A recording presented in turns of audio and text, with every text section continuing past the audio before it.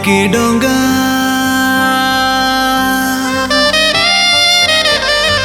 Melchi डोंगा रे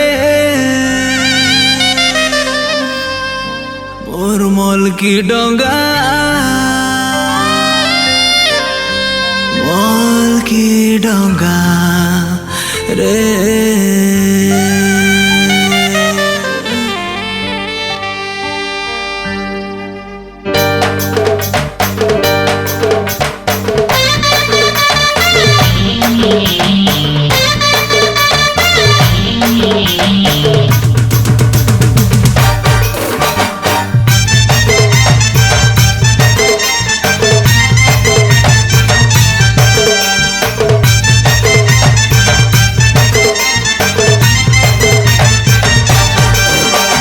Melchi डोंगा मलकी देलु देई करे भाबर फूल देई करे भाबर फूल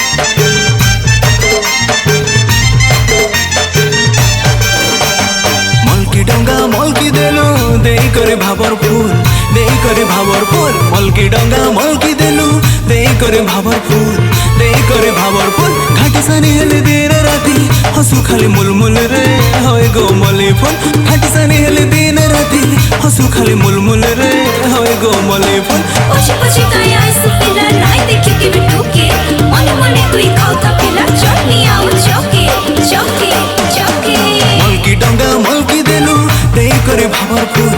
देई करे भाबर फूल मलकी डोंगा मलकी देलु देई करे भाबर फूल देई करे भाबर फूल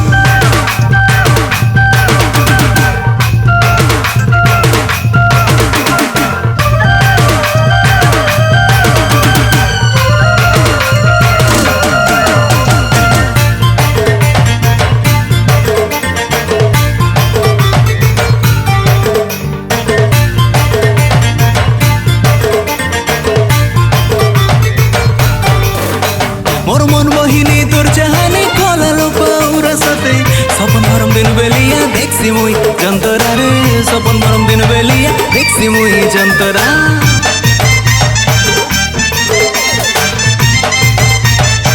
ए मन बलिया तुई गपिला मारो केते चहरा रे फुले से फुले जब तोर बसा भमरा रे ई फुले से फुले जब तोर बसा भमरा गुटे बोले मोर गेले रानी मोर कथा के जाने जमाने इरती फंदेगा आउ नहीं पकड़े मन नहीं दिए रे सगरे मेरे साथ हंसा मने पर मोर मलकी डोंगा मलकी देलु देई करे भाबर फूल देई करे भाबर फूल मोर मलकी डोंगा मलकी देलु देई करे भाबर फूल देई करे भाबर फूल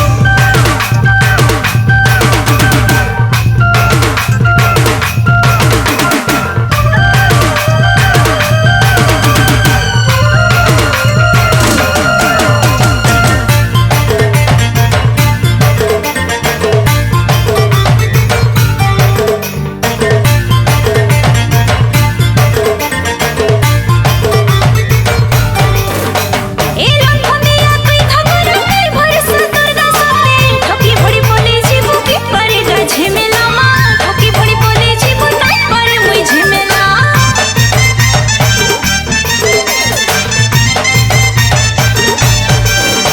तोर प्रीति रसे रसी गली तुई तो सहारा गा तोर बिना लागसी सते माते विस्महारा रे तोर बिना लागसी सते माते विस्महारा कथा सुनी तोर मानी गली रे तोर संगे थी रानी रे मोर जीवर खाना तोर लगी मन हेउगा मिलाना सागरी रे सखसरी मानिका मलकी डोंगा मलकी देबु देई करे भाबर फूल देई करे भाबर फूल मोर मलकी डोंगा